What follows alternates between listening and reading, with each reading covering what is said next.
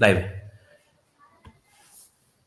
नमस्कार, प्रणाम। मैं हूं आशुतोष और आप देखना शुरू कर चुके हैं जन जन की बात की का ये हमारा विशेष कार्यक्रम, जिसमें हम लोग चर्चा आज का जो हमारा चर्चा का टॉपिक रहेगा वो है कि जो बिहार में कृषि व्यवस्था जो कि बिगड़ी हुई है उसको लेके हम लोग चर्चा करेंगे। और हम हमारा ये कार्यक्रम जो चल रहा है लगातार आप लोग देख पा रहे हैं कैसे सुधरेगी बिहार की व्यवस्था, और इसी में हमारा आज का जो चर्चा हम लोगों ने रखा है। और उसमें हमारे जो पैनलिस्ट जुड़े हैं हमारे साथ, नेता जनसुराज से नवनीत जी जुड़े हैं और सुरेश जी जुड़े हैं जो किसान नेता हैं और काफ़ी अनुभवी प्रतिनिधि भी हैं, लगातार कई सालों से प्रतिनिधि हैं, 4 बार के पैक्स चुनाव जीते हुए उम्मीदवार हैं।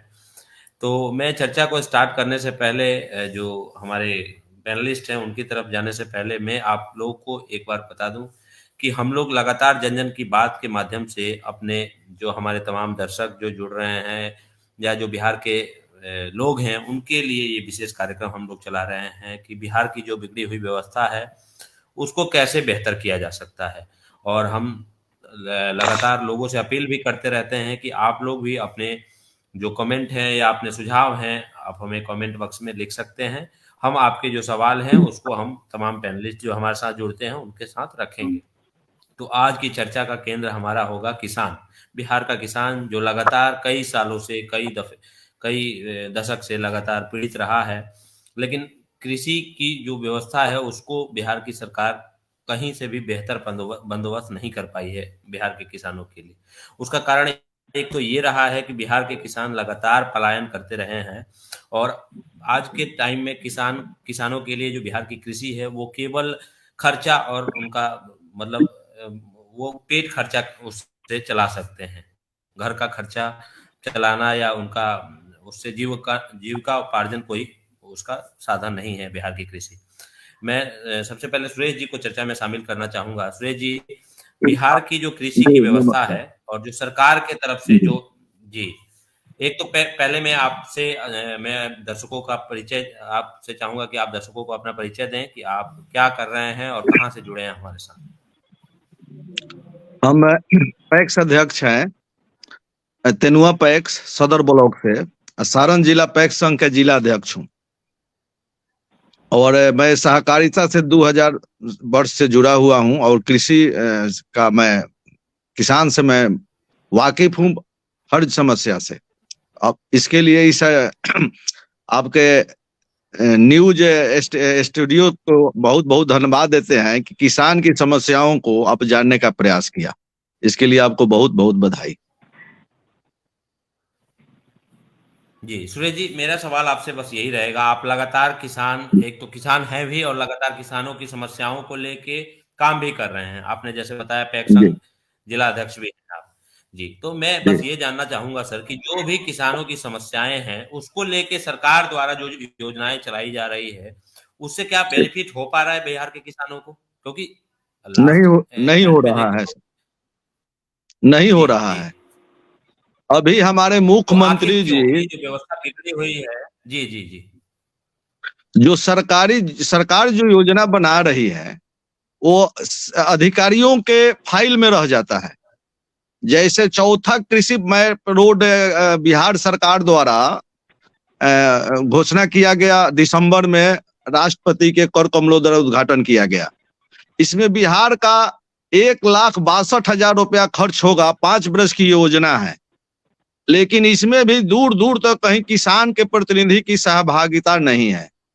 यह जो योजना बना है यह केवल प्रसार में और अधिकारी कर्मचारी तक ही सारे पैसा रह जाता है, किसानों के पास नहीं पहुंचता है। दूसरी बात है कि जो किसानों का उत्पादन है, जैसे आज समर्थन मूल्य पर धान अधिप्राप्ति पैक्सों द्वारा किया जा रहा है, उसका हमारे बिहार में 21 रुपया 83 पैसे भारत सरकार द्वारा निर्धारित की गई है, जबकि उसमें लागत किसानों को बहुत अधिक है। पैक्स में सरकार द्वारा 2183 रुपया मूल्य का निर्धारण कौन करता है? जो IPS IAS एसी रूम में बैठकर करता है। DAP का क्या रेट है, उसमें कितना पानी लगेगा, कितना जुताई में खर्च होगा, उसका समर्थन मूल्य बिना जाने एसी कमरा में बैठकर निर्धारण करते हैं, जबकि आज खुले मार्केट में धान का बिचौलियों द्वारा, व्यापारियों द्वारा खरीदा जा रहा है 20 रुपए 50 पैसे। सरकार का समर्थन मूल्य घोषणा हुआ है 21 रुपए 83 पैसे और गेहूं का 19 रुपए 25 पैसे पिछले साल था। आज 1 लीटर डीजल के दाम में 5 किलो धान बिकना पड़ता है अगर हमारे सिंचाई की करना हो तो। इतना हम लोग अच्छा, जब भी किसान की दशा और दशा नहीं सुधरेगी तो कितना ही योजनाओं पर सरकार पैसा खर्च कर देगी, जनता का ही पैसा है, वो न देश का और न राज्य की स्थिति सुधरने वाली है। दोनों सरकार, केंद्र सरकार कही थी कि हम 2025 तक किसानों के आय दुगना करेंगे, और यह सरकार चौथा, जब से मुख्यमंत्री हुए हैं नीतीश कुमार जी, 2008, 2012, 2017 और 2022 चौथा कृषि रोड मैप किए। इस पर अरबों अरबों रुपया जनता का, सरकार का बहाया गया, लेकिन कहीं भी किसानों को इसको लाभ नहीं मिला। जब तक किसानों को, कृषि को उद्योग का धंधा नहीं, उद्योग का दर्जा नहीं मिलेगा, इसके उत्पादन जो है गेहूं, धान, मक्का, उसका उत्पादन का लागत मूल्य के जानकारी के बाद समर्थन मूल्य नहीं निर्धारित सरकार द्वारा किया जाएगा, किसानों का जो उत्पादन है उसके लिए बाजार मुहैया नहीं कराया जाएगा। जो बाजार समितियां पहले वहां पर शेड बनता था किसानों के बेचने के लिए, वो अफसर हर बाजार समिति में वह शेड को व्यापारियों के हाथे बेच दिए हैं। कहीं पहले 2006 तक बाजार समिति गठित था, उसमें अपना साइड अगल बगल के किसान अपना खेत का उत्पादन ले जाकर वह उस पर रखकर बेचते थे। वहां रेट बढ़कर अधिक मिल जाता था, समर्थन जो भी होता था वहां डाका डाकी होता है कि हम 14 रुपया लेंगे, हम 16 रुपया लेंगे, जो हाईएस्ट होता था उसको मिल जाता था किसान को हाथों हाथ पैसा। लेकिन वह भी व्यवस्था 2006 में नीतीश जी और सुशील कुमार मोदी जी बाजार समिति को भंग कर दिए।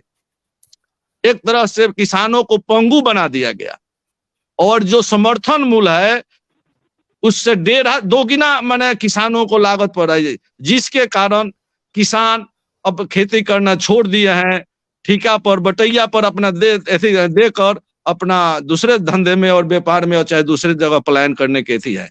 जब तक कि सरकार की मंशा नहीं सुधरेगी किसानों के प्रति, किसानों को ऋण के थी में सभी लोगों को, स्टूडेंट को, उद्योग करने के लिए सबको सरकार फैसिलिटी दे रही है कि हम इतना पर कम ब्याज पर सूद देंगे, ऋण देंगे, लेकिन किसानों के लिए अभी भी 6% 7% लग रहा है। मैं आपके पास दोबारा आऊंगा, उससे पहले मैं नवनीत जी को भी चर्चा में शामिल करना चाहूंगा। नवनीत जी, जैसे कि मैं आज एक आंकड़ा पढ़ रहा था, बिहार सरकार का जो कृषि पोर्टल है उस पे ये आंकड़ा है कि बिहार में टोटल 1,98,64,126 किसान जो हैं कि निबंधित हैं, जो कि मतलब सरकार के द्वारा माने जाते हैं कि किसान है। इसमें से जो कि बिहार सरकार जो है वो मात्र 38 लाख, अपने जो आंकड़े बिहार सरकार के हैं उसके मुताबिक 38,81,000 किसानों को ही क्रेडिट कार्ड की सुविधा दे पाती है। मात्र 80% मतलब 20% ऐसे किसान हैं जिनके पास क्रेडिट कार्ड की ये फैसिलिटी दी गई है किसानों के। तो किसानों के पास 80% आज भी ऐसे किसान हैं जिनको केसीसी की भी सुविधा नहीं है। तो ये जो इतना बड़ा गैप है उसको कैसे देखते हैं आप, या उस पर क्या समाधान किए जाने चाहिए थे? देखिए, कृषि और जो किसान है वो बिहार में एक लंबे समय से सिर्फ मुद्दों के लिए जीवित है। उसके अलावा अगर आप काम पे देखिए, कागज पे देखिए, तो इसको जीवित नहीं रखा गया है। आप अन्य राज्यों से इसकी तुलना कर दीजिए। ये जो आप बोल रहे हैं कि आपके आंकड़े बता रहे हैं कि मात्र 20% किसान जो रजिस्टर्ड भी हैं, शायद तो 100% किसान आज तक रजिस्टर्ड भी नहीं हुए होंगे। बिहार में वैसी अच्छी सुविधा नहीं है जिसके तहत एक एक लोगों को चिन्हित करके उसको किसी पॉलिसी से जोड़ा जाए। लेकिन जो 20% भी आप बता रहे हैं आंकड़ा, तो उसको, उनको भी वो पोर्टल क्लेम कर रहा है, लेकिन मुझे नहीं लगता है 20% को भी लाभ मिलता होगा। आप अन्य राज्यों से तुलना कर लीजिए, आप यूपी से तुलना कर लीजिए, और सिर्फ इस सरकार की बात नहीं है, इसके पहले की भी सरकार, वहां पर कृषि मार्केट की बात होती है, कृषि मॉल की बात होती है, लेकिन हमने अपने बिहार में कभी कोई ऐसी चर्चा सुनी नहीं। क्यों? क्योंकि किसान को मात्र एक इशू के लिए रखा गया, और किसान तो यहाँ से जो किसान करने वाले ऊर्जावान लोग थे वो तो ऑलरेडी बाहर चले गए हैं। अब तो लोग मात्र एक प्रतिष्ठा की भी बात हो जाती है कि भाई इनका खेत खाली रह गया, ये सुनने में लोगों को ठीक नहीं लगता है, इस कारण भी बहुत लोग खेत बोते हैं। और कुछ लोग बस अपने खाने भर का जुगाड़ हो जाए इसलिए खेत बोते हैं। तो कृषि के प्रति कोई ऐसी सजगता यहाँ पर की सरकार में कोई इच्छा है नहीं, और यहाँ का किसान भी कोई इतना आर्थिक रूप से मजबूत नहीं है जो वो सरकार से लड़ सके।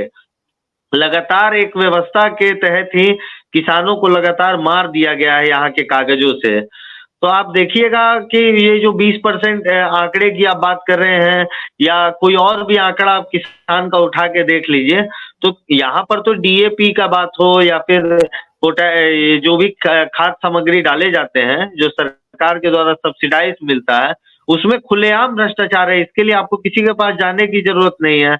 आप नहरों को, कैनाल्स को देख लीजिए, वो सालों से सूखे पड़े हुए हैं, पानी की व्यवस्था नहीं है।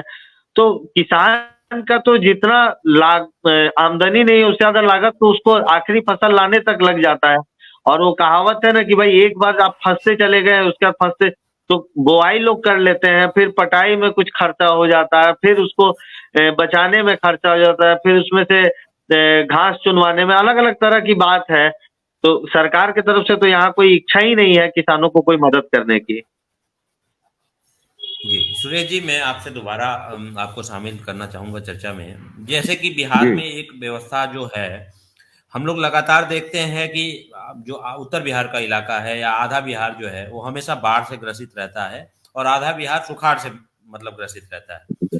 तो ये मतलब आज तक ये सरकार जो है, मौजूदा सरकार, ये पहल नहीं कर पाई कि जो नदियों को जोड़ा जाए, या एक तरफ जो जहाँ पे सुखाड़ है वहाँ पे सिंचाई का बंदोबस्त किया जाए, नहरों को जोड़ा जाए, ताकि जो बाकी किसान हैं उनको भी पानी मिले और वो किसान सिंचाई कर पाए अपने खेतों की। तो आपको क्या लगता है कि देखिए, यह आपकी बात या सरकार के द्वारा यह बात सही है, यह बात सही है, क्योंकि हमारे नेता लोगों की जानकारी बहुत धरातल की कमी है। यह बाढ़ और सुखाड़ नहीं आएगा तो अधिकारी और कर्मचारी का नेताओं की कमी तो है, लेकिन जानकारी का अभाव है। सुनिए, था कि जो हाँ, भी संगठन काम कर रहे हैं बिहार के, मान लीजिए किसानों की भलाई के लिए, या जो भी तमाम अधिकारी जो काम कर रहे हैं, तो उनको शामिल नहीं किया जाता है क्या? जो बिहार के किसानों को, यही ना आपको हम बताना चाह रहे हैं, यही बताना चाह रहे हैं, उनको शामिल नहीं किया जाता है क्या? जी, शामिल किया जाता है, लेकिन जो भी नियम बनता है कृषि के लिए और किसानों के हित के लिए, जैसे बाढ़ और सुखाड़ के लिए फसल अनुदान दिया जाता है, उसमें यह लोग, जितने लोग अफसर हैं, पहले सरकार के द्वारा रजिस्ट्रेशन किया जाता है। बाढ़ में क्षति हो जाता था, सुखाड़ में क्षति हो जाता था, जो किसानों का, उसका फसल बीमा होता था, तो किसान फसल का अपना बीमा कराता था, उसको डायरेक्ट खाता में जाता था। अब जितने अधिकारी हैं, यह लोग किसी निजी कंपनी के द्वारा इसको बेच दिए, दे दिए, और निजी कंपनी सरकार से पैसा ले लेती है, रजिस्ट्रेशन पर 1-2% लगता है, किसान का फ्री कर दिया गया। लेकिन यह सरकारी पैसे का दुरुपयोग किया जा रहा है। और जब फसल बीमा का रजिस्ट्रेशन किसान करता है कि हमारा सुखाड़ में सुखा गया, बाढ़ में बह गया, लेकिन उसको वह कंपनी कोई ना कोई कारण बनाकर अधिकांशतः आवेदन को रद्द कर दिया जाता है कि आपका यह कमी है, आपको यह कमी है, और रजिस्ट्रेशन के नाम पर वह 2% सरकार से अनुदान ले लेती है कंपनियां। जब तक सरकार के द्वारा डायरेक्ट किसान करता था फसल बीमा का रजिस्ट्रेशन, तब तक डायरेक्ट खाता में आता था, लेकिन 2-3 साल से यह निजी कंपनियों को देकर किसानों के साथ बहुत धोखा किया गया है। और दूसरी बात, जब आते हैं उस पर, जो बाढ़ और सुखाड़ पर, तो हमारे नेता लोगों को इस पर ध्यान ही नहीं है। यह हमेशा बाढ़ और सुखाड़ के प्राकृतिक आपदा किसानों को झेलनी पड़ती है। किसान अपना पैसा घर से, बैंक से कर्ज कर लगाते हैं, कभी बाढ़ में बढ़ जाता है और सुखाड़ में नहीं उग पाता है। इसके लिए कुछ भी पॉलिसी नहीं है, केवल रोना है कि बाढ़, नेपाल का पानी छूट गया, सुखाड़ हो गया तो प्राकृतिक आपदा हो गया, इसके लिए सिंचाई और नहर की व्यवस्था को दुरुस्त करनी चाहिए। अब सरकार में बैठे हैं, यह किसके लिए बोल रहे हैं? आपका काम है, आपको टैक्स पब्लिक दे रही है, किसान दे रही है, जीएसटी पर, पेट्रोल पर, डीजल पर, सब पर टैक्स ले रहे हैं, रसीद लगान कट रहा है किसानों का, उस पर लग रहा है।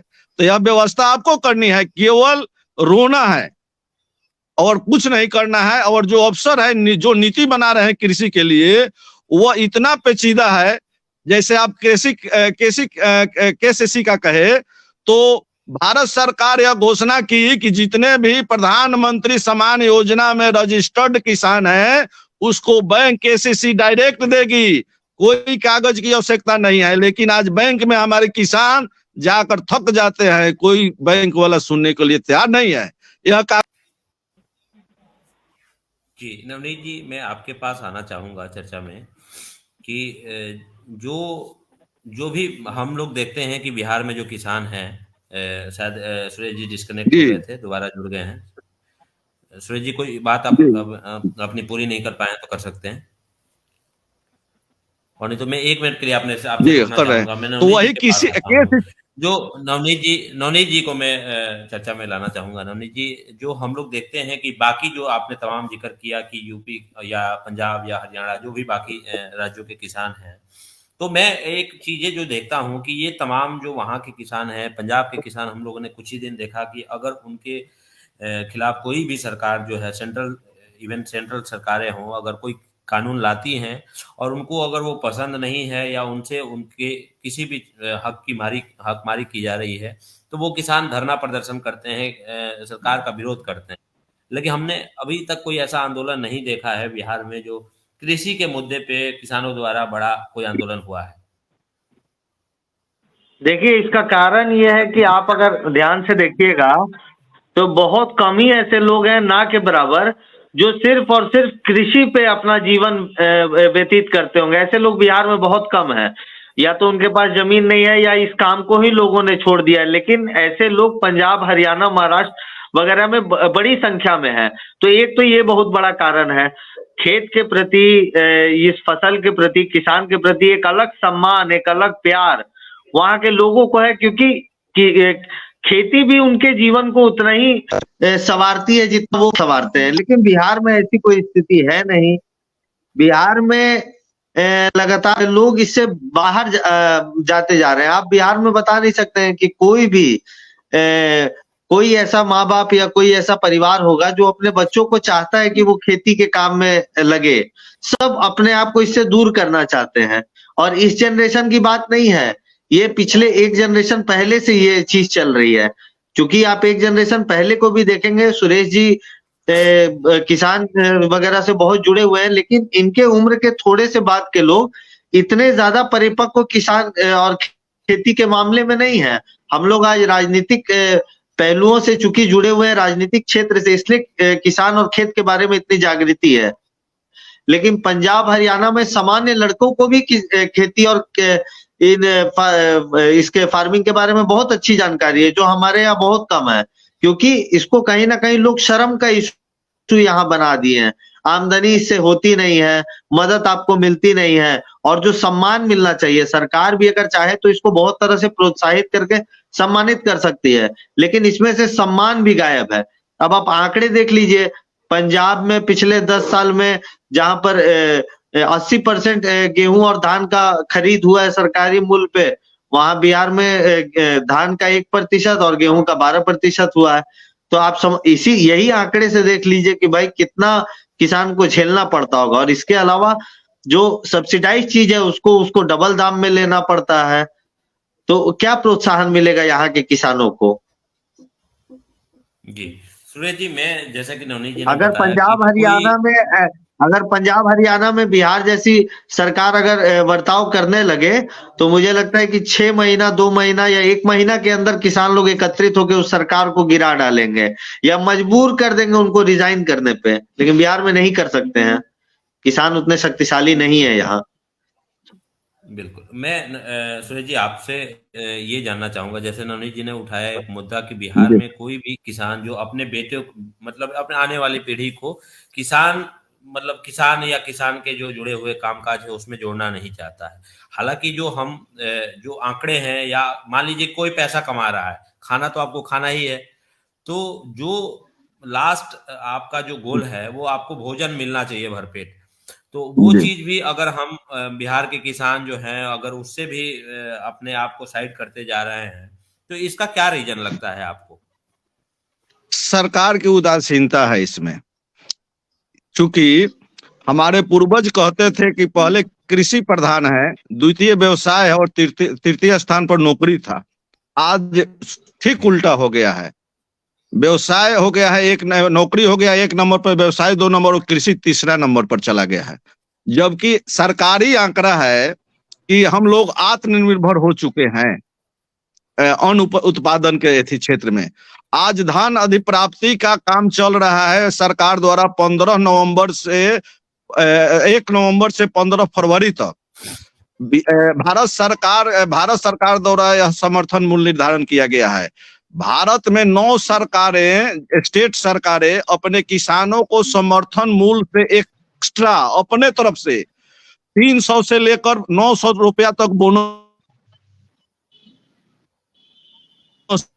घोषणा की। सुरेश जी के आवाज में कोई प्रॉब्लम आ रही है, मेरे ख्याल से नेटवर्क का इशू है। नवनीत जी, मैं आपकी तरफ जाना चाहूंगा। देखिए, सुरेश जी जो बात बोलना चाह रहे थे वो सही बात है। यहाँ पर समर्थन मूल्य का तो दाम नहीं मिल रहा है, राज्य सरकार की तरफ से खरीदा ही नहीं जा रहा है, और जो पैसा जो केंद्र से किसानों तक आना चाहिए वो वापस चल जा रहा है किसानों तक। मतलब जो देने की प्रक्रिया है उसको भी राज्य सरकार ठीक नहीं कर पा रही है। तो जो पैसा राज्य का नहीं है, जो केंद्र से। हाँ, आगे सुरेश जी। लेकिन एक आंकड़ा, जैसे कि हम सुरेश जी बोनस और जैसे एक मिनट नवनीत जी, मैं दोनों लोगों को बताते हुए ये आप एक आंकड़ा रखना चाहूंगा जो सरकार की तरफ से है, नीचे स्क्रीन पे दिखाया भी जा रहा होगा। आप देख रहे हैं कि पीएम सम्मान निधि जो दिया जाता है किसानों को बिहार में और देश भर में, उसमें सबसे ज्यादा अगर कहीं दिया जाता है तो चलिए यूपी की जनसंख्या ज्यादा है, इसकी वजह से सबसे ज्यादा यूपी है। उसके बाद हम महाराष्ट्र और मध्य प्रदेश के बाद सबसे ज्यादा कहीं से किसान जो लाभान्वित होते हैं वो बिहार के किसान हैं। तो अगर ये मतलब प्रोफेशन लोग छोड़ते जा रहे हैं या किसान को लोग दबा कुचला हुआ देख रहे हैं, तो ये जो लोग फायदे उठाते हैं ये किस नाम पे फायदे उठा रहे हैं? किसान के लिए तो यह जो योजना चालू किया गया है वह बिहार तीसरे स्थान पर है, लेकिन जो उत्पादन का जो लग रहा है कृषि में, जब तक उसका मूल्य का निर्धारण उत्पादन के आधार पर नहीं होगा, नहीं तो स्टेट सरकार को किसानों को प्रोत्साहन देना पड़ेगा। जैसे 9 स्टेट अभी समर्थन मूल्य के एक्स्ट्रा हम आपको बोले हैं कि 300 से लेकर 900 रुपया तक प्रति क्विंटल किसानों को एक्स्ट्रा दे रही है। यहाँ तक कि झारखंड सरकार जो है 1 रुपया 17 पैसे घोषणा की है अभी 10 दिन पहले, लेकिन हमारी गुंगी सरकार जो है किसानों का समर्थन मूल्य पर ही अभी तक धान खरीदवा रही है। इसको बोनस देने की पैसा घोषणा नहीं कर रही है। दूसरी बात है, किसान जो आज हमारे भारत देश में 5 राज्य जो विकसित राज्य गिनती में आते हैं, उसमें जीडीपी कृषि का जो 3 स्टेट का सबसे अधिक है। कृषि का उस राज्य में विकास दर बहुत अच्छा है। जैसे महाराष्ट्र 1 नंबर पर आता है, उसका जीडीपी बहुत अधिक है, उसमें कृषि का 19.5 है, वहां भागीदारी। दूसरा स्थान पर आता है आपका यूपी, यहाँ 18.5 है जीडीपी कृषि का विकास दर में। और तीसरा है गुजरात, वहां आता है 18 पॉइंट, और लास्ट में आता है 18 से कुछ कम पंजाब में। यह विकसित राज्यों का यह आंकड़ा है, सरकारी आंकड़ा है कि वहां के डीजीपी में कृषि का कितना योगदान है। वहां किसानों को बहुत सहूलियत दिया जाता है, चाहे समर्थन मूल्य के एक्स्ट्रा बोनस हो, ऋण का सुविधा हो वह 0 पर, या जो भी हो, कृषि यंत्र हो, खाद में सब्सिडी हो, सारी व्यवस्था वहां सरकार द्वारा उपलब्ध कराई जाती है। लेकिन बिहार सरकार केवल दूसरी योजनाओं पर अपना वाहवाही लूटने के लिए, जातीय गणना, साइकिल योजना, उसी को अभी तक चल रहा है। अभी चुनाव आ गया, इसको पूरा प्रचार कर रही है, लेकिन किसान के क्षेत्र में, किसान के नाम पर कोई नेता, कोई मुख्यमंत्री बोलने को तैयार नहीं है। यहाँ किसान कितने आंदोलन कर रहे हैं कि सभी स्टेट समर्थन मूल्य पर बोनस दे रही है, बिहार सरकार को भी देना चाहिए, हम भी मांग उठाए थे, लेकिन कोई यहाँ सुनने के लिए तैयार नहीं है। लागत से अधिक जब समर्थन सरकार द्वारा नहीं दिया जाएगा तो दशा दिशा किसान को किसी कीमत पर नहीं सुधरेगी। चाहे किसान योजना का प्रधानमंत्री घोषणा कर रहे हैं कि हम बजट में हम प्रावधान कर रहे हैं अगला बार कि इसको दूना करेंगे, इसमें महिला को ज्यादा प्राथमिकता देंगे। मोदी जी और नीतीश जी जो भी आप घोषणाएं कर रहे हैं ये अफसर द्वारा बनाई हुई है, इसको जमीनी स्तर पर आकर देखिए। जब तक डीएपी का दाम से अधिक धान का, गेहूं का, आलू का दूना नहीं करिएगा तब तक यह स्थिति बना रहेगा। आप डीएपी का मूल्य है 27-28 रुपए, आप किस तरह से आप 21 रुपए 83 पैसे धान का समर्थन मूल्य निर्धारण करते हैं आपके ये सब अवसर। उसके बाद गेहूं का आप करते हैं। इसी पक्ष को लेते हुए आपके पास जाना चाहूंगा कि जैसे सुरेश जी ने जो तमाम परेशानियां बताई किसानों से जुड़ी हुई, ये जो भी समस्याएं हैं वो आए दिन हम लोग मीडिया के माध्यम से या जो टीवी के माध्यम से हम देखते रहते हैं कि किसानों को ये समस्याएं होती है। बीज की जो समस्याएं हैं, यूरिया की जो समस्याएं हैं, डीएपी की जो महंगी डीएपी की जो समस्या है, इन्होंने जो किसानों का समर्थन मूल्य, जो धान का समर्थन मूल्य की बात किया, उसका, गेहूं का या जो भी फसलें हैं, तो इसमें ये ऐसा तो है नहीं कि ये जो खबरें हैं वो जो सरकार से जुड़े हुए लोग हैं उनको नहीं पहुंचता होगा, लेकिन उसके बावजूद भी हम नहीं देखते हैं कि इस पे किसी भी तरीके के कामकाज किए जाते हैं या मुख्यमंत्री का इवेंट कोई बयान भी आता है। इसको किस तरह से देखते हैं आप नवनीत जी? देखिए, मुख्यमंत्री तो इतने लंबे समय से मुख्यमंत्री हैं और देखिए नीतीश कुमार जी के साथ बात यह है ना कि उनकी जनता के प्रति जवाबदेही खत्म हो गई है। आप एज अ नेता देखिए, अगर जनप्रतिनिधि बनने के बाद आपको ताकत मिलने के बाद क्या हो सकता है? दो ही चीज हो सकती है, एक लोक लाज और एक होता है जनता के प्रति जवाबदेही। अगर ये दो चीज आपकी खत्म हो जाए, आपको लोक लाज से कोई फर्क ही नहीं पड़ता है और जनता के प्रति जवाबदेही खत्म हो जाए, तो आपको डर काहे का? आपको डर किसी बात का नहीं। अगर आप एक बार अपनी इमेज की चिंता मत कीजिए और जनता के प्रति आपको हो कि भाई मुझे जवाब नहीं देना, मैं अपना किसी व्यवस्था करके मैं सत्ता पा लूंगा, तो कोई नेता निरंकुश हो जाएगा।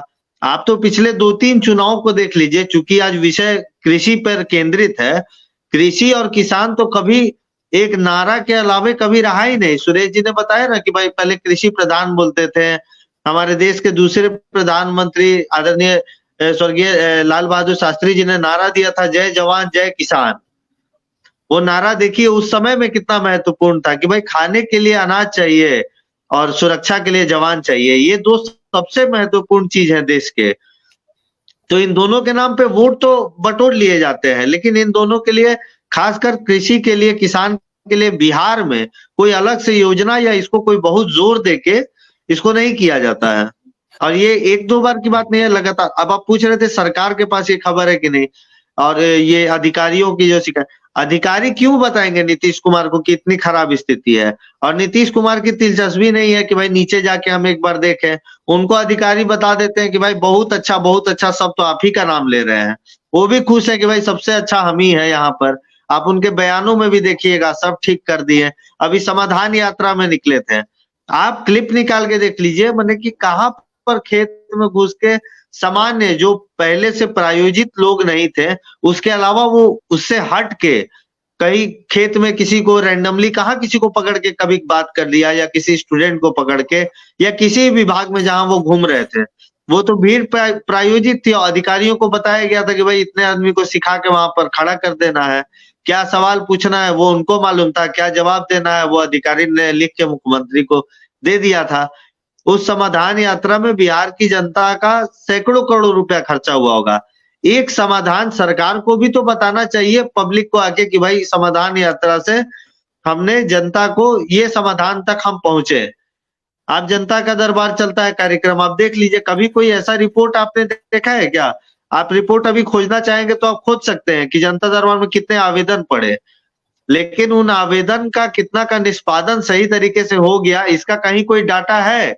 कहीं पर आपने देखा है, सुना है कभी कि भाई जो 300 फरियाद हुआ था उसमें से 180 एक हफ्ते के अंदर हो गया, बाकी विचार में है 1 महीने में निष्पादन कर देना है? ऐसी कोई योजना जिसमें कोई काम होता हो और उसका निष्पादन हुआ कि नहीं, ये बिहार में नहीं है इसका फॉर्मेट। ठीक है, मैं सुरेश जी के पास जाना चाहूँगा। सुरेश जी, जैसे कि हम लोगों ने चर्चा में ही एक निकल के आया था सवाल कि बिहार के जो किसान हैं वो लगातार कृषि को छोड़ते जा रहे हैं या आने वाली पीढ़ियाँ भी कृषि पे डिपेंडेंट नहीं हो रही है। तो इसका कहीं न कहीं एक कारण ये भी देखा जाए क्या कि बिहार में जो मान लीजिए बिहार तो एक कृषि के उस कृषि क्षेत्र भूमि है और उसमें ज़्यादातर लोग किसान ही हैं बिहार में। तो कहीं न कहीं इस पे जो उद्योग कृषि से जुड़े उद्योग हैं वो अगर लगाए जाते बिहार में तो उसका भी बेनिफिट किसानों को होता। तो किसान अगर मान लीजिए मक्का अगर उपजा रहा है तो मक्के से कई सारे प्रोडक्ट बनते हैं, अगर वो मार्केट में उसको खपत होगा तो जाहिर सी बात है कि किसान मक्का उपजाएंगे। गन्ना उपजा रहे हैं किसान, आपने गन्ना मिल बंद हो गए कई जगह के। तो ये सब जो ये जो परेशानियां हैं कहीं ना कहीं कृषि लोग बंद करते जा रहे हैं या कृषि छोड़ते जा रहे हैं, उसका कारण ये भी हो सकता है। आपको क्या लगता है? एकदम सही बात बोले। इसमें सरकार की उदासीनता इतना बढ़ गया है कि कृषि के प्रति, कृषि के सब्जेक्ट पर कोई चर्चा करने को नहीं चाह रहा है। चाहे नेता हो, हमारे मुख्यमंत्री हो, यहाँ संगठन भी किसान का बहुत कमजोर है। यहाँ कोई आवाज किसान के प्रति, कृषि के प्रति कोई उठा नहीं रहा है और सरकारी अंधी और कान ऐसी बहरी बनी हुई है। केवल अपना नीतीश जी और पोस्टर और कृषि मैप रोड छपवा कर, गाड़ी घुमवा कर, डीजल में पैसा बर्बाद करके कृषि रोड मैप में 1,62,000 रुपया का बजट का प्रावधान किए और उसका आकलन नहीं कर रहे हैं। तो यही ना दशा होगा कि कृषि में लाभ जब किसानों को नहीं मिलेगा तो बाल बच्चे के परवरिश के लिए उसको छोड़ना पड़ेगा। यह सरकार की उदासीनता है। अफसर लोग नेता को नहीं बताएंगे, नेता को उतना जानकारी नहीं है। अफसर लोग ऐसे कानून बनाएंगे कि वो पेचीदा हो, वह कुछ किसी तरह कोई पैसा घूस, जो भ्रष्टाचार का जो बोलबाला है। आज जितना भी योजना चल रहा है कृषि रोड मैप में, बीज का चल रहा है या समय पर किसानों को प्रोत्साहन करने का, या ग्रामीण क्षेत्रों में ये वाला बोरिंग का व्यवस्था चल रहा है, कहीं कुछ नहीं है। ब्लॉक स्तर पर जो किसान सलाहकार है वो अपने 4-10 आदमी को रखे रहते हैं, सारी योजनाओं को उन्हीं को फार्म भरवा देते हैं, आम किसान तक उसका लाभ नहीं जाता है और उसी का कमीशन वो सब ले लेता है। सरकार का पैसा का रिकॉर्ड में आ गया कि इतना हम दे दिए, और वह आम किसानों के पास न जाकर वह जो SMS है और किसान सलाहकार है उसके आगे पीछे 10 लोग जो घर परिवार के संबंधी उसके खास लोग हैं, जो उसका कमीशन आ जाता है, उसी उतना ही में वह सीमित हो जाता है, अन्य किसानों के पास नहीं जा पाता है। और जब तक किसानों को हमारे नीतीश जी उद्योग के लिए दूसरे स्टेटों से व्यापारियों को बुला रहे हैं, जब तक कृषि को उद्योग का धंधा नहीं मिलेगा, जब तक किसानों को लागत मूल्य से दूना समर्थन मूल्य का सरकार द्वारा घोषणा या बोनस देकर प्रोत्साहित नहीं किया जाएगा, तब तक घाटे में कोई काम नहीं करने को किसान है। आज के डेट में चाहे धान हो, गेहूं हो, जो भी उत्पादन हो रहा है लागत से कम मूल्य पर बाजार में बिक रहा है। इस पर सरकार का ध्यान नहीं है। अगर भारत सरकार का काम है समर्थन मूल्य का निर्धारण करना, तो अगर कम कर दिया तो हमारे सरकार को 200 या 300 रुपया प्रति क्विंटल घोषणा करने में क्या है किसानों के प्रति, जबकि हमारे भारत सरकार में, भारत देश में 9 स्टेट बोनस दे रही है, कोई 500 प्रति क्विंटल, कोई 300, कोई 900। यहाँ झारखंड में 117 रुपया धान पर बोनस दिया जा रहा है, लेकिन यहाँ तो बस प्रचार में पैसा खर्चा हो गया, गाड़ी में घूम लिया, पोस्टर छट गया, आ गया डाटा ब्लॉक से, पंचायत से कि इतना किसानों को पौधा दे दिया गया, इतना किसानों को बीज दे दिया गया अनुदान पर, और सब कमीशन अफसर और अधिकारी के और जो SMS है वहीं चला जाता है। आम किसान को इसका लाभ नहीं मिलता है। जब तक किसानों को योजना बनाने में किसान के प्रतिनिधि को बात को नहीं सुना जाएगा, उसको शामिल नहीं किया जाएगा, जमीनी स्तर पर आकर लागत मूल्य का आकलन नहीं किया जाएगा कि DAP का क्या दाम है, एक कट्ठा में कितना हम 60-70 किलो उपजाऊ करते हैं, तो उसमें लागत कितना है और कितना समर्थन मूल्य किया जाए। आज एक चॉकलेट का हो, एक दालमोट का 5 रुपया का पैकिंग होता है, तो उसका समर्थन मूल्य उसका मालिक प्रोपराइटर करता है, खुद, उस पर सरकार का कुछ नहीं, चाहे कोई नहीं बोलता है। लेकिन आज हमारे किसान पसीना पैसा लगाकर उत्पादन करते हैं, उसका समर्थन मूल्य IAS IPS करेगा, जिसको ज्ञान ही नहीं है कि इसका लागत कितना हमारा है।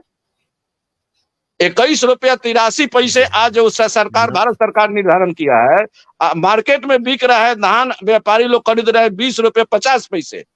पैक्सों में जाइएगा तो 8 दिन के बाद पैसा मिलेगा, कागजी प्रक्रिया पूरा करना है, 10 दिन के बाद आपके खाता में पैसा जाएगा। यहाँ अभी धान के बाद गेहूं बोना पड़ता है किसानों को, बटैयादार उसमें है तो उसको देना पड़ता है। तो इसलिए किसान अपना जल्दीबाजी में व्यापारियों से धान और गेहूं बेचकर अपना महाजन को दे देते हैं बकाया राशि। जब तक ले सिस्टम का व्यवस्था को जहां जहां कमजोरी है, भ्रष्टाचार है, उसको सुधार नहीं किया जो एक गंभीर सवाल लगातार बिहार के कृषि मंडियों को लेकर उठता रहता है कि बिहार में कृषि मंडी की व्यवस्था नहीं की गई है, या जो पहले थी उसको खत्म कर दी गई। मैं जैसे कि सुरेश जी ने बताया कि बिहार में कोई भी किसान संगठन जो है उतना ताकतवर नहीं है या स्ट्रॉन्ग नहीं है। हम लगातार देखते रहते हैं कि जो बाहर के किसान नेता हैं, जैसे राकेश टिकैत में बात करना चाहूंगा, उन्होंने एक सवाल भी रखा था सरकारों के सामने कि बिहार में भी मंडी कानून लागू होना चाहिए, ताकि बिहार के भी जो किसान हैं उनको भी ये हक मिले कि वो अपना जो भी फसल है वो डायरेक्टली मंडी में ले आके बेच पाए। अभी क्या होता है कि बिहार में हम कोई कंपनी आके खरीदती है, बीच बिचौलिए उसका फायदा उठाते हैं, जैसे कि लगातार सुरेश जी ने भी इसी तरफ इशारा किया है। आपको क्या लगता है कि ये जो भी प्रावधान अभी किए गए हैं, इसमें कितना जल्दी बदलाव किया जाना चाहिए? देखिए, बदलाव तो अगर आपको सामने दिख रहा है, अगर किसी चीज से रिजल्ट नहीं मिल रहा है और वो खराब भी होते जा रही है, तो निश्चित सी बात है कि उसमें आपको बदलाव करना होगा। चाहे वो किस कृषि संबंधित हो, या शिक्षा संबंधित हो, या रोजगार के क्षेत्र में हो, या कुछ भी हो, या अस्पताल के क्षेत्र में हो, तो बदलाव तो आपको करना ही होगा। जब कृषि के एक्सपर्ट लोग आपको बता रहे हैं, रोज यहाँ पर जो कृषि से जुड़े हुए लोग हैं वो लगातार इस बात की चर्चा कर रहे हैं। आप नीति आयोग का डाटा नहीं देखते हैं। अब तो हमारे मुख्यमंत्री जी का घमंड ऐसा, मैं इसको पॉलिटिकली बात करना चाहता हूँ, क्योंकि देखिए इसका जो एक्सपर्ट वाला पहलू है, कहीं ना कहीं वो सुरेश जी बहुत अच्छे से यहाँ पर रख रहे हैं। अब मैं इसका एक पॉलिटिकल फिगर बता रहा हूँ। नहीं, क्योंकि आप देखिए कि मैं आपसे अपने दर्शकों के लिए राजनीतिक पहलू ही समझना चाहता हूं कि जो भी समस्याएं होती है और बिहार में कहीं ना कहीं किसानों का संगठन मजबूत नहीं होना, इससे नुकसान किसानों को है, लेकिन इसका राजनीतिक महत्व तो है। तो वो राजनीतिक महत्व ही आप समझाएं कि इसका नुकसान क्या है किसानों को, और किसानों को अपने हक में देखिए, आवाज नहीं यहाँ उठाना भी या यहाँ भी क्या हुआ है, जब कोई चीज कमजोर हो जाती है तो वो बंटने लगती है। यहाँ भी हम देखेंगे किसानों का जो भी छोटा मोटा टूटा फूटा हुआ जो भी संगठन है, वो भी कई चीजों में बटा हुआ है, वो भी कोई एक नहीं है, उसके अंदर भी डिस्प्यूटेड है। मतलब कि जब वो कमजोर हो जाता है तो लोग अपने अपने छोटे छोटे उसको हिस्से में बांट लेते हैं। वही स्थिति यहाँ पर भी है। अब आप नीतीश कुमार जी को आप देख लीजिए, तो किसानों को लेकर उनका पिछला बार का भी मैंने जितना भी योजना, जो पिछले बार के चुनाव अभियानों में उनकी जो बातें सुनी है, किसान को लेकर कहीं कोई बात ही नहीं की, क्योंकि वो भी जानते हैं कि भाई यहाँ पर जो इच्छा है किसान खेती के प्रति, वो कहीं ना कहीं मर गई है, और लोगों ने उस व्यवस्था को ही सच्चाई मान ली है कि भाई DAP हमको महंगा मिलेगा ही, ऑफसर हमको लतारेगा ही, धान समर्थन मूल्य पे नहीं बिकेगी, दलाल को बीच में लाना ही पड़ेगा, सारी व्यवस्था मुझे प्राइवेट अपने स्तर से करनी ही पड़ेगी, पानी और सिंचाई के लिए मुझे अपने से व्यवस्था करनी पड़ेगी, कैनाल खाली रहते ही हैं। तो ये आपको एक और आंकड़ा भी मैं दे दूं कि देश में बिहार ही सिर्फ एकमात्र ऐसा राज्य है जो पिछले 10 साल का जो रिकॉर्ड है, हो सकता है इसके पहले भी वो आता होगा कम होते हुए मुझे, लेकिन जो आखिरी 10 साल का रिकॉर्ड है, पूरे देश में बिहार एकमात्र ऐसा प्रदेश है जहां इरिगेशन सिंचाई की क्षमता कम हुई है। हर जगह ये बढ़ी है। पानी की उपलब्धता जहां तक नहीं पहुंचती थी वहां ज्यादा पहुंची है, लेकिन कृषि क्षेत्र में सिंचाई का जो पहले जितने जगह तक उसका आउटरीच था, वो पिछले 10 सालों में कम हुआ है, और बिहार सिंगल ऐसा स्टेट है। इस पे सुरेश जी आपको विस्तार में भी बताएंगे कि ये प्रैक्टिकली ग्राउंड पे क्या है ये बात। ठीक है सुरेश जी, आप अपनी बातों को रखिएगा, लेकिन मैं लगातार दर्शकों से भी अनुरोध करते रहता हूं कि आप भी इस चर्चा में अपने सवालों को, अपने सुझावों को रख सकते हैं। जन की इस बात की, इस मुहिम का मकसद ही यही है कि बिहार की जो व्यवस्था एक चरमराई हुई है, बिगड़ी हुई है, उसको कैसे ठीक किया जा सकता है, और उसको ठीक करने का प्रयास बिहार के लोग जो हैं, बिहार के जो नागरिक हैं, उन्हीं को करना पड़ेगा। जन की बात मुहिम ये लगातार बिहार के युवाओं द्वारा चलाया है जा रहा है प्लेटफॉर्म है, जिसमें हम बिहार के तमाम वैसे मुद्दे को, जो जनता के, जो जन सरोकार के मुद्दे हैं, जिनसे परेशानियां हैं जनता को, उसको चर्चा के माध्यम से उसके समाधान की तरफ जाना चाहते हैं। और लगातार हमारा विषय अलग अलग, जो भी अलग अलग सब्जेक्ट पे हम अलग अलग एक्सपर्ट को इस चर्चा में शामिल करके उनकी राय भी और दर्शकों की राय भी हम साझा करते रहते हैं। तो मैं सुरेश जी आपसे जानना चाहूँगा, क्योंकि हम लोग कार्यक्रम के लास्ट में हैं, आपसे जानना चाहूँगा कि जो भी चीज़ें बिगड़ी हुई हैं, उसको ठीक किए जाने के लिए क्या प्रयास किए जाने चाहिए प्राथमिक तौर पर? सरकार की मंशा स्पष्ट होनी चाहिए। सरकार को किसानों के प्रति और जनता के प्रति जवाबदेह होनी चाहिए।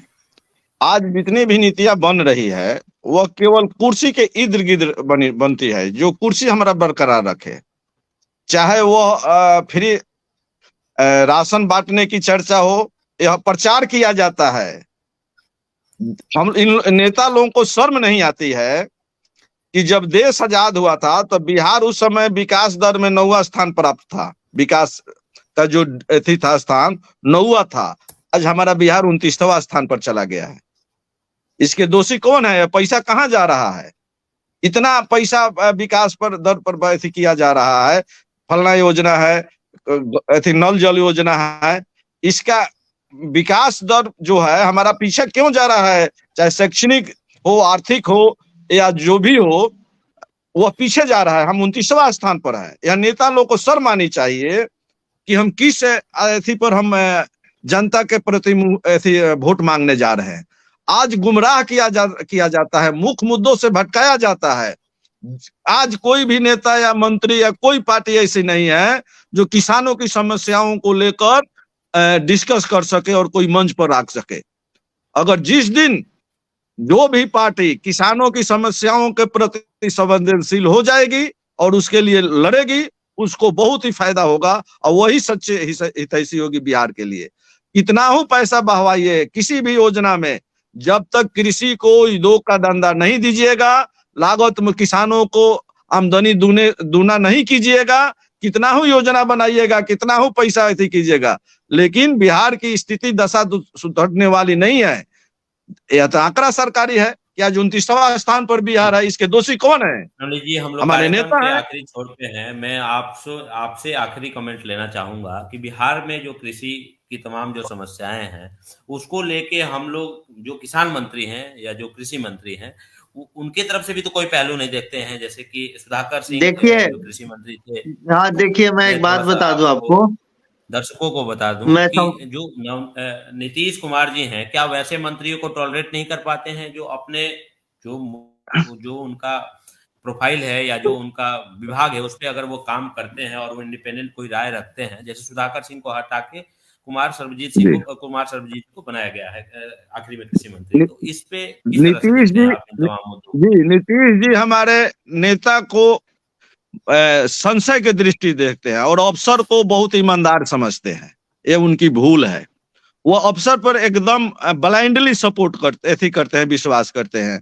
हमारे नेता पर वो हमेशा संशय की दृष्टि है। जब उन्होंने बाजार समिति का पुनर्गठन का आवाज उठाया था तो नीतीश जी को बहुत बुरा लगा था और उनको अंतिम समय में उनको अपने मंत्रिमंडल से हाथ धरा। जो भी नीतीश जी के खिलाफ बोलेगा उसको प्रताड़ना करके उनको डाउन करने का प्रयास करेंगे। यह पहले फर्स्ट टर्म में जाएगा और उसको प्रताड़ित किया जाएगा। आखिरी कमेंट लेना चाहूंगा कि इसकी राजनीतिक क्या परिप्रेक्ष्य हो सकता है? तमाम ऐसी जो खबरें आती हैं, देखिए आशुतोष जी, ये तो सबसे पहले तो जनता के अंदर इसके प्रति प्रेम, सम्मान और जागृति आनी होगी।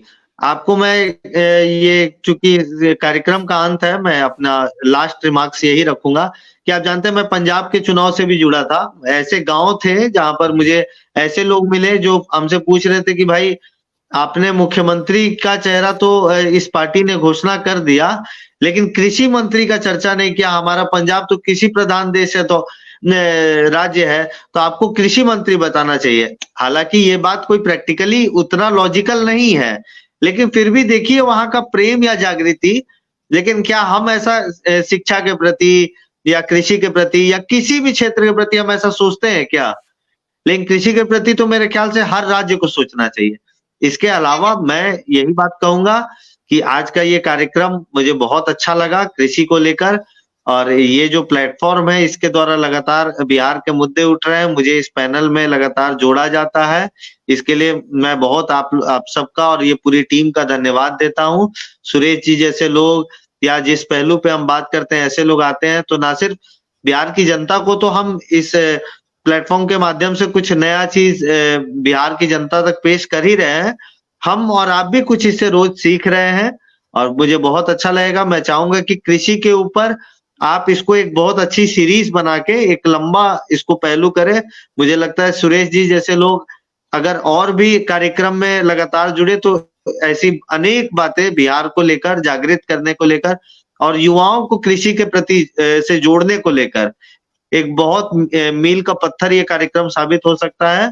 तो मैं आपको धन्यवाद दूंगा मुझे जोड़ने के लिए, और मैं आपको एक सुझाव भी दूंगा कि कृषि के ऊपर कुछ कार्यक्रम और हो, क्योंकि कृषि एक ऐसा मामला भी है जो बिहार से बहुत छूटा हुआ है और इसके ऊपर ज्यादा मेहनत करनी होगी। देखिए आज हमारा बात भी कर रहे हैं, तो मुझे लगता है अन्य टॉपिक पे जितने लोग इंटरेस्टेड थे, तो कृषि के अंदर इंटरेस्ट किसी को तो जागृत करनी पड़ेगी। तो अगर ये प्लेटफॉर्म इस वजह से, इस कारण से शुरू हुआ है बिहार के प्रति, तो कृषि पे मैं आपको बता दूं कि ये जो आखिरी समय होता है उसमें हम लोग तमाम जो दर्शक कमेंट करते हैं या जो अपनी राय रखते हैं उसको हम लोग दिखाते हैं। कुछ सवाल आए हैं, मैं आपको उसकी तरफ रुख करना चाहूँगा। एक सवाल किसी सज्जन ने भेजा है कि बिहार के किसानों को बिहार सरकार की तरफ से कोई फायदा है क्या? सुरेश जी से ये सवाल उन्होंने लिखा है कि बिहार के किसानों को की तरफ क्या फायदे गिनाए हैं? कोई ऐसे अगर आपको लगता है कि बिहार सरकार की तरफ से है और नहीं भी है तो क्या उसमें आपकी क्या राय है? बिहार सरकार के तरफ से अभी तो डायरेक्ट कोई फायदा नहीं किसानों को दिया जा रहा है।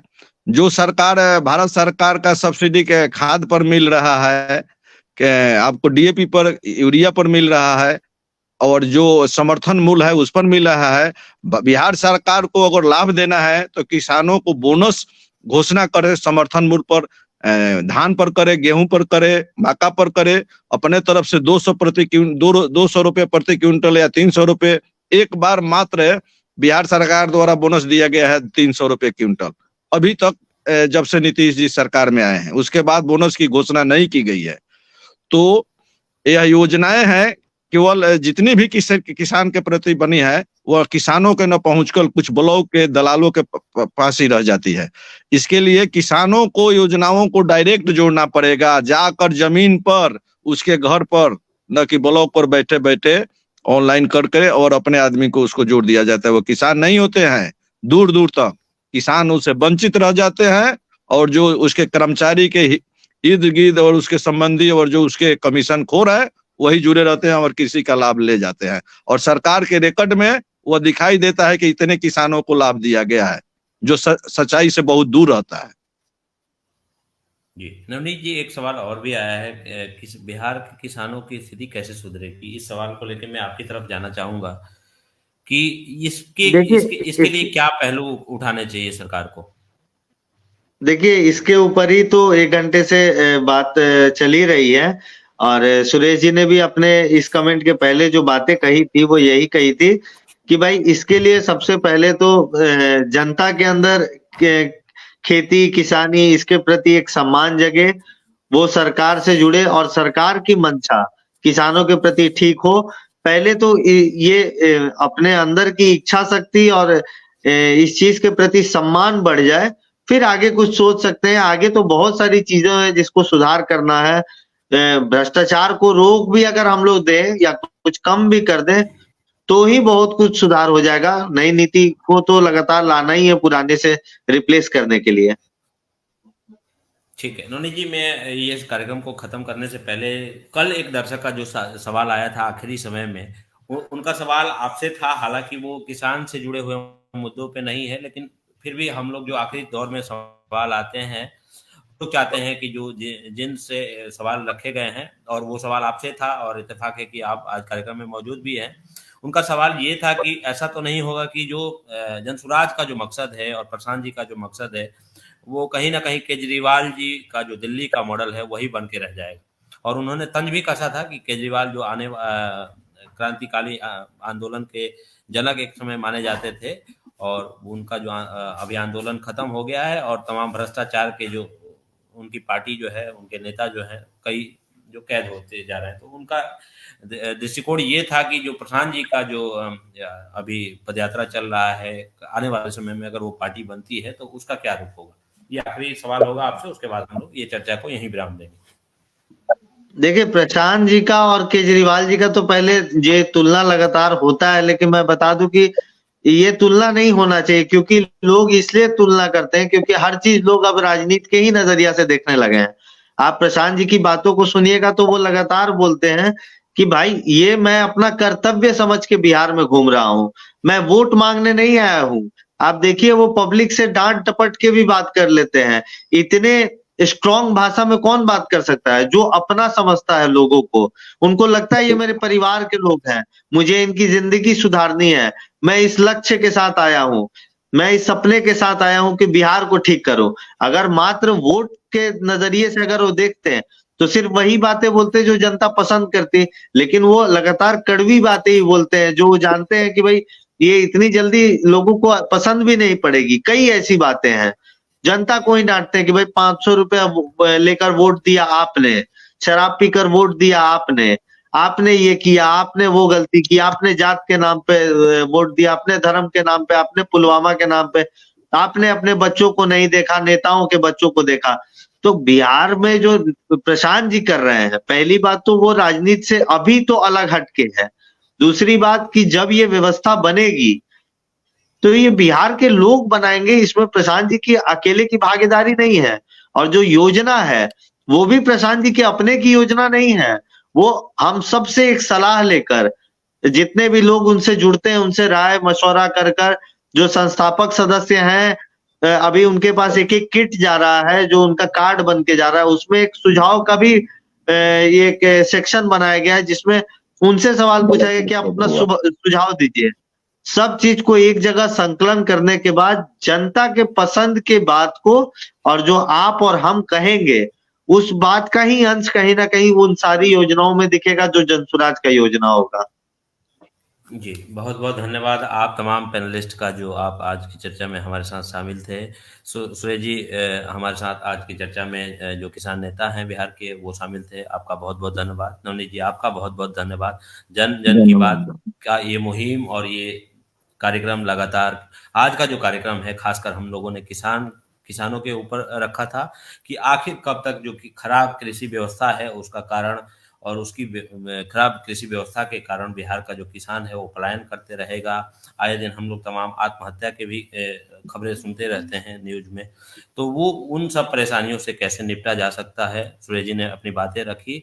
और जो दर्शक हमारे साथ जुड़े इस चर्चा में उनके लिए बहुत बहुत धन्यवाद। आपको ये अगर ये वीडियो अच्छा लगा है तो आप जरूर इस पे कमेंट कीजिएगा और शेयर कीजिएगा।